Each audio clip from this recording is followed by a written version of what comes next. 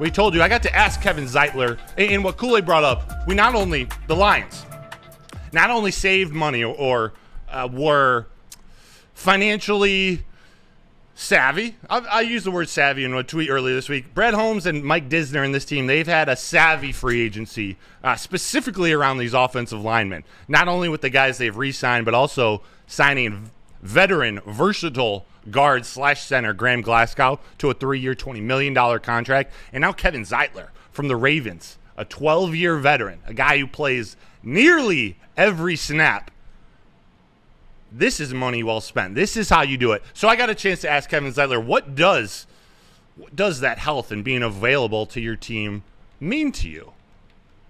Hey, Kevin, welcome to Detroit. I know you play with many great linemen, one of which is Joe Thomas, who seems to never miss any games. You seem to be following in those footsteps. What does being healthy and keeping your body healthy and being available to the team mean to you? How much pride do you take in that? Oh, it's everything. The biggest, thing you can contribute to this league is availability.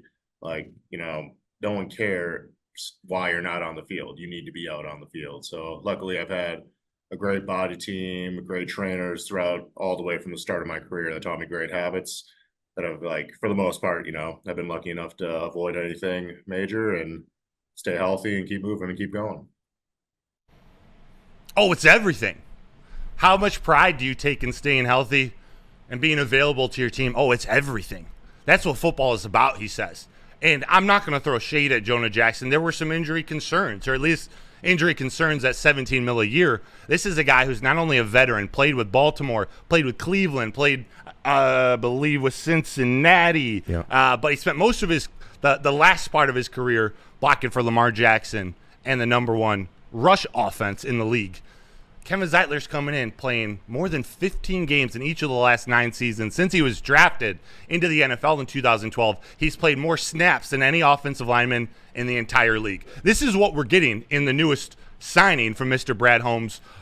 Play right guard in between Frank Ragnow, Penei Sewell on the left side. Graham Glasgow will be your left guard and be able to fill in, back up Frank Ragnow should he need a game off. Should he need a practice off, we got Graham Glasgow to fill in. But what this move does, it allows Brad Holmes to do whatever he wants in the draft. So, KG, I'm going to come to you first, say good morning. Good morning. And then say, do these comments from Kevin Zeitler, just talking about how serious he takes his health and being available to his team, whether he's injured or banged up.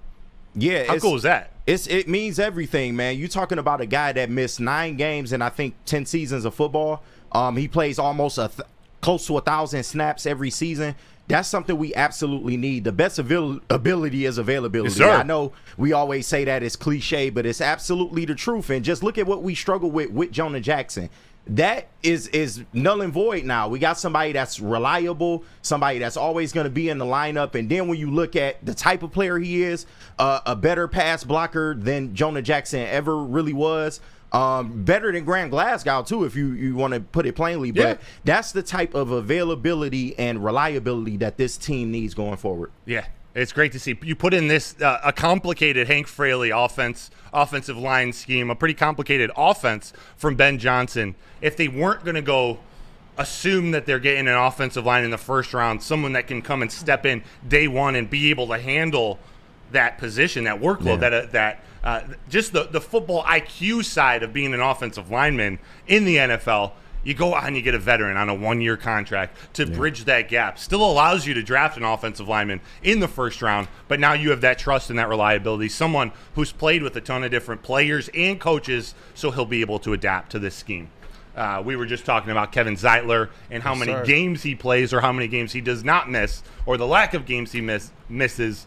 But there's a former NFC North quarterback that has changed teams but seems to be or has the possibility of haunting the Detroit Lions from the ATL. Have you guys heard of the tampering investigation going on with the Falcons and Kirk Cousins, Ryan Pace, Darnell Mooney? Yeah, they were talking to him too early, right? Before free agency period. Yeah. Oh, really? Kool-Aid JB, is this news to you? Yeah, you know what? I had heard something about it, but when you kind of put it the way you did in the show prep, I was just like, wait a second. Yeah. Wait a second. This could have implications for our NFC North teams, especially our Detroit Lions. Yes. Kirk Cousins, if you guys remember, he just signed a 4-year, $180 million deal, $100 million guaranteed with the Atlanta Falcons. What everyone seems to be a good move, at least for Atlanta. But coming off a torn Achilles, you got to imagine there were medical concerns, maybe questions that the medical staff wanted to learn about Kirk Cousins and his Achilles and his health. But there are certain rules that you got to follow in terms of when the league season officially opens, the legal tampering period, the official start to free agency. The questions that the NFL is now investigating: did team officials communicate with Cousins before the start of the 52-hour negotiating window? Did Cousins provide any medical information to the Falcons before that window? Then part two to this: did Kyle Pitts or any Falcons players, were they actively recruiting Cousins before free agency began? And then vice versa, once Cousins made his decision or decided he was thinking about the Falcons, was he recruiting anybody? And it seems like they may be in violation of all of these. Oh, my God. Of all of these. In Kirk Cousins' press conference, which was about 2.5 hours after the open to free agency, he made some comments talking about the first one. He said in his press conference, you look around and you think, boy, there's great people here, Cousins said. And it's not just the football team. I mean, I'm looking at the support staff meeting, calling our head athletic trainer, talking to our head of PR. I'm thinking, we got good people here. He said meeting first. Yeah. Oh, my God. Hold back. And openly admitted to talking to this medical team, this staff.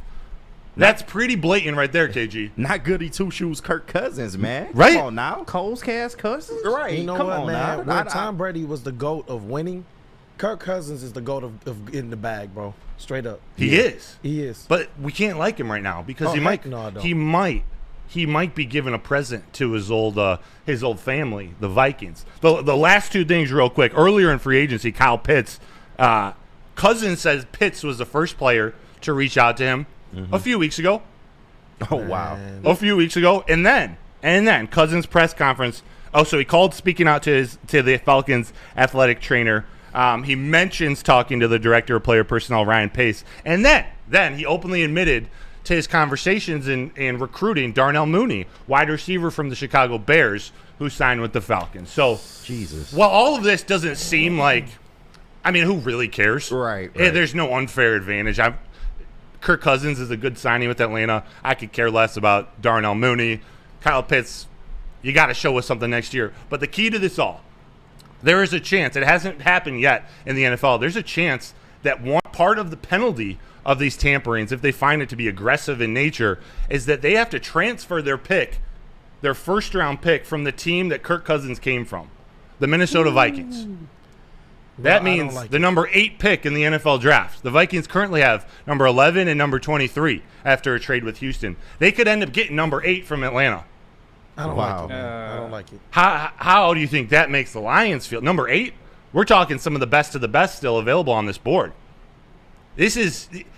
I have a hard time believing it may go that far since it hasn't yet. But if you guys remember, in past years or past tampering penalties, the most recent one happened in Miami. Yeah. When the Dolphins were trying to recruit, or were found guilty of actively recruiting, tampering with Tom Brady and Sean Payton, I remember trying that. to get them both to South Beach a few years ago. It cost them a 2023 first-round pick and a 2024 third-round pick. Wow. They didn't pull any transfer of picks from the former team. There's more complicated language in the tampering rules, but that cost them a couple years back. Jeremy Maclin to the Chiefs cost them 2 picks, cost them $500,000 fine. But the fact that this could happen, not only could the Falcons just lose out on their draft pick, it might just get pulled and not given to Minnesota. But I thought this was really interesting for Detroit Lions fans. Man, if they got the number 8 pick, that's talk crazy. about being able to rebuild your team quickly. Yeah, 3 first-round picks. That's insane.